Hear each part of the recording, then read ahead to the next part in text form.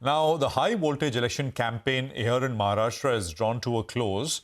All 288 constituencies will vote tomorrow. And that's the reason why we have a market holiday as well. But let's just talk about this in some detail. Sanjeev Srivastava, senior journalist, and Sudhir Suryawanshi, senior assistant editor at New Indian Express, are with us to take us through, the permutations and combinations now, and of course what is likely post. The votes are counted, which is not very far away. 23rd is the counting of votes. Gentlemen, good morning. Prashant here. I mean, if there was ever I dare say, a khichdi, I mean, this is it. For the life of me, I can't figure it out. So let me throw it to you, Sanjeev. Who's ahead, in your opinion, and who's likely to form the next government? I don't think anybody knows the answer, Prashant, to that. Now you can discuss different. Two things I agree with. One, whether it's a khichdi, biryani, jeera pulao, where it's a very, very messy election. It's very complicated because the number of candidates also on each seats. Both the alliances have put on so many candidates on each seat just to cut some votes. And if it's a close election, those factors will come to play a role. The second thing which we must remember is that whenever an election is held in an assembly state, a few months after or less than a year after the Lok Sabha elections, usually that pattern gets repeated, which gives the opposition alliance, the Pawar, Uddhav, Congress grouping an edge. But this election has become too close, and like you said, Prashant, the real game, if the election is close, may actually start post the counting.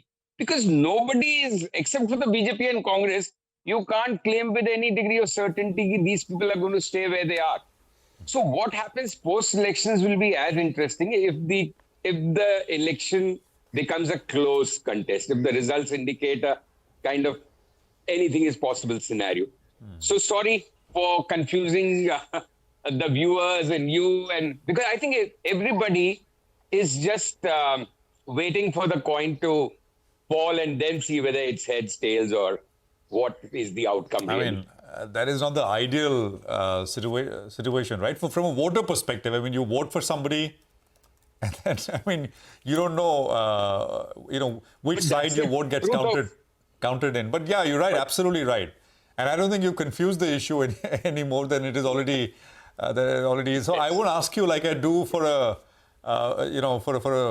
not doing a straw poll in that sense. Sudhir, if you want to come in, your thoughts on who's ahead, if you have a sense. See, I travel, almost across the Maharashtra, different part of the Maharashtra, and the sense from the ground I get particularly, in a couple of things we need to, talk or demystify the whatever you call it as a khichdi. We need to demystify it. First thing, there is an anti-incumbency factor. That is true. On the ground there is anti-incumbency factor. Second, there is agrarian crisis like a soybean and cotton. Issues are most talked about, particularly in Marathwada, Vidarbha, North Maharashtra, and some part of Western Maharashtra, because both are major crop in this region, and both crop prices and rates has gone below the MSP. So there is anger among the farmer community. So therefore, this anger is overshadowing the Ladli Bahina scheme that government has started, to reap the benefit in the election. That is the second. Third thing, there is also an anger among the people that the parties were broken, then the government was toppled. But other hand, if you see in the Mahayuti, the benefit for them is that their candidates are very much strong, and they are not easily to dismantle by the oppositions, because they got their own popularity, plus they got money, muscle, power, plus they got an institutional network through their cooperative sector like sugar factories, milk federation. Then their institutional network like education institution, medical colleges, then many institutions. So these are both of things are holding them back and rooting them strong against the oppositions. So therefore, I will call it a neck and neck fight. And the person will manage election very well, because this is all about the micromanagement. First time I saw this election like ultra local or ultra, like a village panchayat elections. Many caste combinations, many small group. Within a caste, there is a sub-caste, discussions happening on the ground. So the communities has been divided on the line of caste, then the religion, many things. So which factor will play the role? That is very difficult to tell the viewers.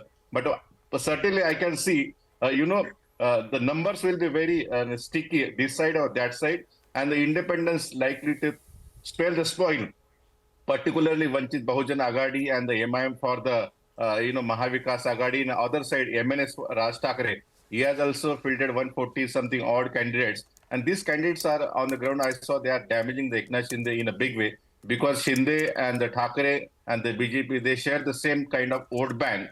So there are many issues what I saw on the ground. But what I feel that the voter are wise, they are very shrewd, and they will give the clear mandate this side or that side, and that will be better for the Maharashtra, which has been struggling, to come out. Because if you see the growth of the Maharashtra has staggered recently in the report, as Right. Vishal also mentioned. Right. Right. Sudhir, but welcome to the show. This is Nigel on this side. But you have to put a finger on it. As of now, who has the momentum going for it? It appeared that, the UBT Congress as well as the Sharad Pawar faction, they did fairly well in the Lok Sabha elections. But do you think, the BJP-led, BJP and the Shinde camp, they have pulled the momentum back in the recent past? Yes, in the Lok Sabha, if you see the Mahavikas Agadi has got a 63%, the space, electoral space, and the Mahayuti has got 35% only. But in the meanwhile, the Mahavikas Agadi, they took the voters and the people of Maharashtra granted and laid back, and they wasted huge time in the seat sharing and the seat allocation. I think they have made major blunders in the seat sharing and put in the candidates, and these candidates are not performing well on the ground. That is the first thing.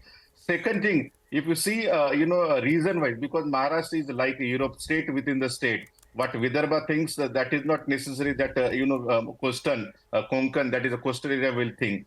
But I feel after traveling extensively on the ground, in Vidarbha, that is divided into two divisions, like Amravati division and Nagpur division, slightly give the yes to the Mahavikas Agadi because they are DMK and AIDMK combination. That is called the Dalit, Muslim and Adivasi plus, Kunbi. That these are the major factor in the Vidarbha region. If we come to the Marathwada, in Marathwada, MMD factor is working. That is a Maratha, Muslim and Dalit. And because of Jarange, Maratha reservation agitation, the MMD factor is still intact for the Mahavikas Agadi. There is little bit desertation in the Dalit votes, but the Muslims and Maratha consolidately standing with the Mahavikas Agadi, therefore they have got the age. But if you come to the Western Maharashtra, Konkan and the Mumbai, I think that there is a 50-50. There is a neck and neck fight between the Mahayuti and Mahavikas Agadi. All right, we take that point, Sudhir. Thank you so much for joining in. We'll give the final word to Sanjeev. Sanjeev, you said that everyone will wait for the coin to drop thereafter, call for heads or tails. But while the coin is in the air, there are a lot of murmurs around the Ladki Bahini scheme actually being a bit of a game changer. With your ear to the ground, what have you heard and how much could that tilt in favor of the Mahayuti? So Ladli Behna scheme has been a big changer for the Mahayuti as well as a big game changer for Shinde's personal popularity and image as well. Nobody expected Shinde to be some kind of a big factor in this election, but he has become. But if one has to really stick one's neck out, we traveled extensively during the Lok Sabha elections in Maharashtra. And the picture, really the national picture became very clear thanks to our travels in Maharashtra, where one could sense the anger. Now, in elections, we often say that the same bullet doesn't get fired twice. So will that anger sustain in the assembly elections also? We don't know the answer, but I think it will sustain. It will not go away entirely. Some semblance of it will remain because it's only 5-6 months since the Lok Sabha election. So if I have to really stick my neck out, I will say Mahavikas Agadi is in the lead as of now. They should get more seats and more numbers than the Mahayuti. But that doesn't necessarily mean that they will form the government. The government may still be formed by someone else. So the real game, unless Mahavikas Agadi really takes a clear lead, I don't see Mahayuti taking a clear lead. It's only the opposition which can take a clear jump or lead, according to me. Unless they do that, then the coin will know which side it is going once it comes and hits the ground after 23rd. Close election, Mahavikas Agadi traditional parameters, if you look into it, has an edge. But is it a distinct one? We don't know.